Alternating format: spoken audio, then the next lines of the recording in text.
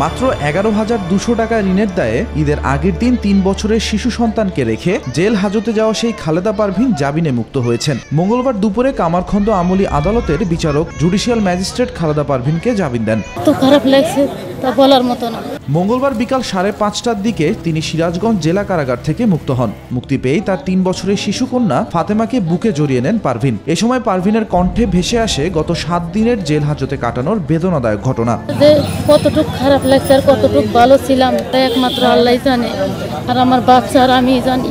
চাপা কান্নায় ভেঙে পড়েন অসহায় পারভীন। বেসরকারি সংস্থা উদ্দীপনের দায়ের করা মামলায় গত বৃহস্পতিবার সকাল 11:30টার দিকে উল্লাপাড়া থানা পুলিশ আদালতের মাধ্যমে জেল হাজতে পাঠায় খালেদাকে। এ সময় শিশুকন্যা ফাতেমা মায়ের জন্য বুক ফাটা কান্নায় ভেঙে পড়ে।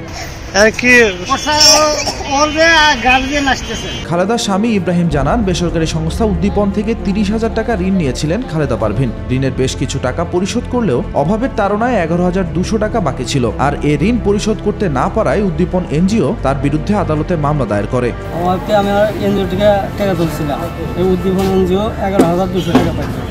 এই লেগে আমরা ঢাকা থেকে বাইরে চলছি মঙ্গলবার দিন 8টায়, আর 12:30টার সময় আমাকে ছোট বাচ্চা সহ গ্রেপ্তার করে নিয়ে গেছে। এদিকে দারিদ্রতা থেকে মুক্তি পেতে 6 মাস আগে স্বামীসহ ঢাকায় পোশাক কারখানায় চাকরি নেন খালেদা পারভীন। মামলায় গ্রেফতারি পরোয়ানা জারি হলেও বিষয়টি জানতেন না তিনি। ঈদের আগের দিন ঢাকা থেকে গ্রামের বাড়িতে আসলে সকাল 11টায় সিরাজগঞ্জের উল্লাপাড়া উপজেলার চর দমদমা গ্রামের নিজ বাড়ি থেকে খালেদাকে উল্লাপাড়া থানা পুলিশ গ্রেফতার করে জেল হাজতে পাঠায়।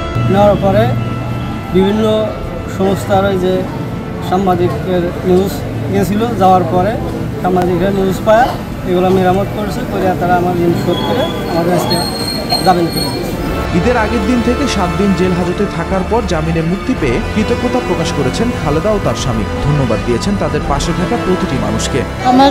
আমাদের সহযোগিতা করছে, তাদের অনেক ধন্যবাদ।